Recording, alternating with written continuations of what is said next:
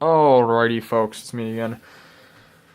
And today we're going to be just looking over this Powerbook G4 that I got. As you guys saw the unboxing yesterday, I had some time to clean it up and, give it some work. And it looks better than it did.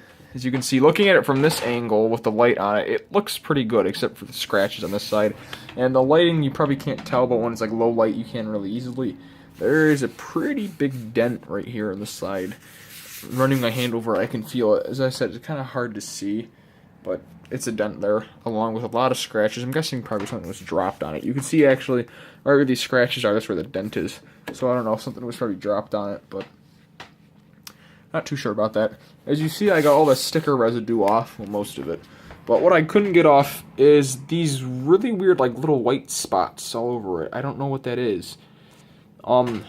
My guess is that it might be from soda or something that was acidic, and it like ate at the aluminum kinda, at the the coating that's on it.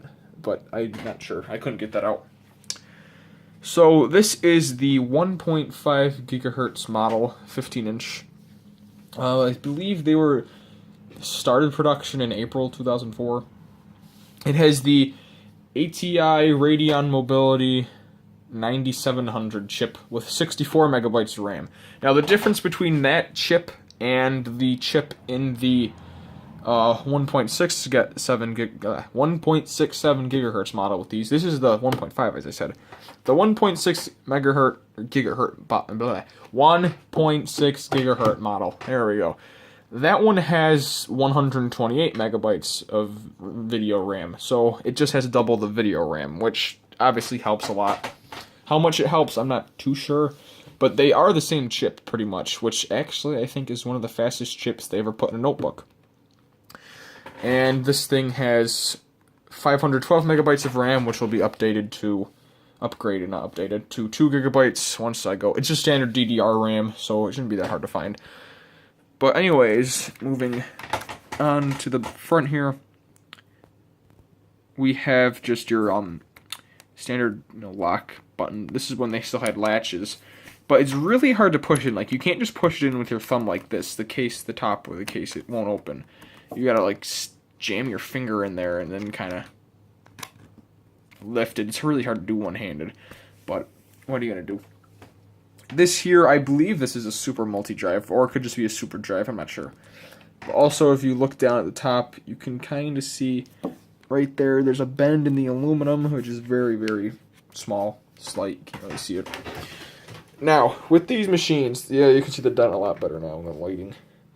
But with these machines, they are very fucking heavy, number one.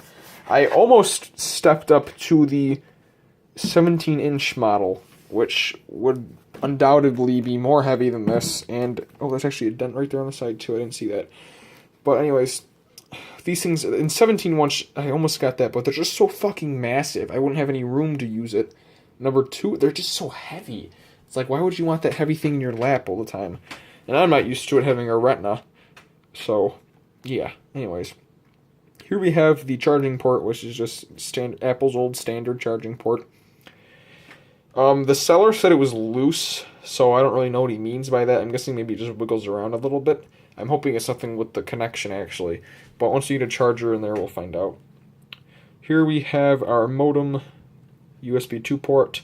I believe this is optical video, or optical audio out, and just standard audio out. Here we have just the PCIe slot card thing that pushes out, and a little antenna thing right there. So, moving around to the other side, this is the right side. We have a Kensington lock port, some vents again, along with the antenna. USB 2, Firewire 400, Firewire 800, an Ethernet port, I believe it's a gigabit Ethernet, S-video out, and full DVI out. And on the bottom there is just a RAM cover, a battery, which has no charge in it whatsoever. I don't have a charger yet. Again, the seller said the battery was in good condition, so we'll see how true that is. See if I can open this thing one-handed.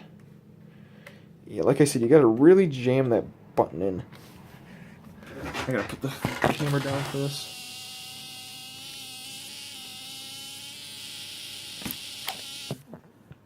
I have no clue what that sound was, if you guys heard that. Anyways, here is the inside of the Powerbook G4. As you can see, it is in really good shape on the inside. I was hoping, actually this is kind of why I bought this, because I saw how good the inside was. The keyboard is flawless almost. There is no marks on any of the keys except for the N key. As you can see right there, it's got a little bit of residue still on it. I tried wiping it off with a damp towel. I just couldn't get it. But anyways, the keyboard is immaculate. As you can see, the trackpad is really nice. There's no scratches or anything on the palm rest. Just a little bit of wear right there, which might be able to come out actually. And right here, I don't know how that little nick got there. As you can see, when it wants to focus, there, it's better. Yeah, a little nick right there. I don't know how that got there, because it doesn't look like there's anything up here that would cause it. So I'm not sure. But the display, as you can see, is a little bouncy.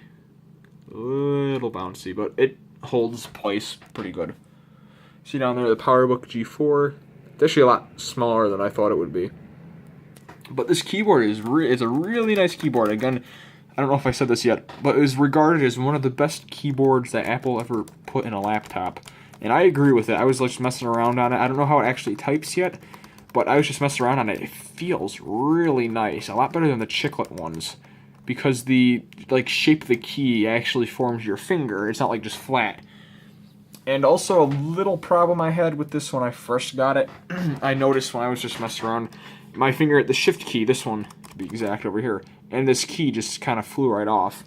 I don't really know how that happened or why it did, but the key was screwed up. So what I wanted to do initially was I was just going to switch this whole key right here with this shift key, but this shift, as you can see, is on the wrong side. So I was just going to switch the mechanisms, which is what I ended up doing. I switched the little butterfly mechanism underneath it. I just kept the keycaps on the same side. Now, as you can see, as you just saw there, this shift key works fine now. Like, I tried putting the keycap... That phone isn't going to do anything. Can I just unhook it? Oops. Yes, I can. Okay, because that phone doesn't even work. Yeah, I don't know if I said this or not, but these phones, none of them work. I got, in the first one I did this, we had the two VTECs.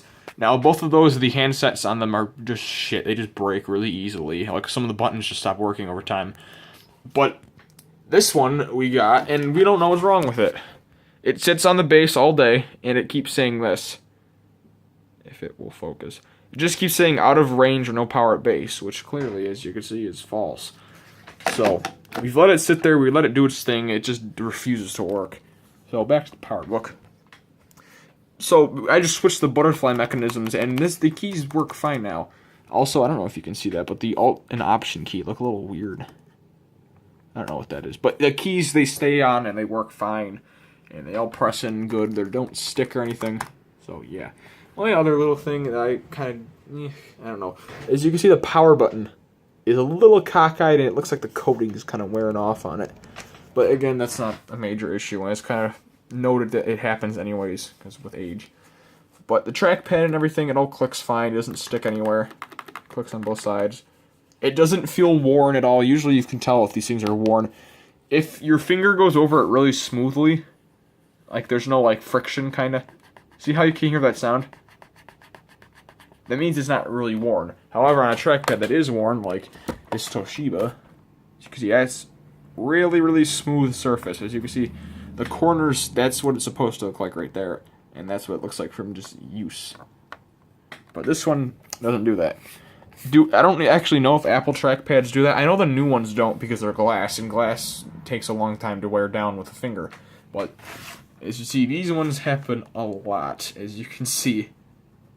You can also hear there's no friction with that one, but this one, hear that sound. So, yeah, that is the Powerbook G4. Oh, another little gripe that I have. Sometimes when you close it, as you hear that, you hear the little latch kind of catch on something, but you can lift the display back up. So you can see I'm doing right now. So you kind of got to lift it down and kind of slam it, and that closes it for good usually. So I hope you guys enjoyed this little look over of this guy. Expect more videos in the future in a Leopard installation once I get the disc. And we'll put Leopard on it. What I plan to do is make a series and see if you can actually use this in the modern day. Well, for like stuff like light web browsing, obviously it's not going to play well, it might not through YouTube on the browser. I might be able to do it through like MacTubes or something. I'll have to look into that. But I will be seeing how well this guy performs in today, if it can't even do anything anymore. And yeah, so thanks for watching, and stay tuned for more.